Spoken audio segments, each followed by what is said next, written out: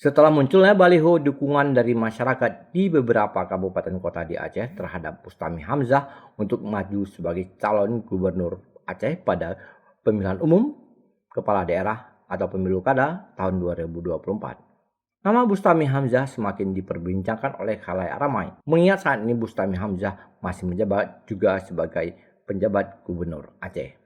Tidak hanya baliho yang muncul di setiap sudut kota di Aceh, deklarasi dukungan yang dilakukan oleh para pendukung juga terus menggaung. Dan baru-baru ini Bustami Hamzah juga melakukan kunjungan silaturahmi ke beberapa ulama Aceh. Usai sowan ke beberapa ulama, poster calon pemimpin Aceh 2025 sampai dengan 2030, umara dan ulama pun beredar. Dalam poster tersebut juga turut dipasangkan foto Bustami Hamzah alias Om Bus sebagai calon gubernur dan Tengku Muhammad Yusuf Awahab atau lebih dikenal dengan panggilan Tusuk sebagai calon wakil gubernur.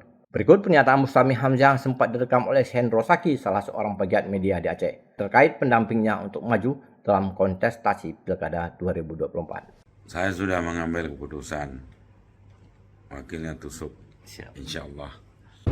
Dari Banda Aceh, Lala Nurmala melaporkan untuk Puja TV Aceh.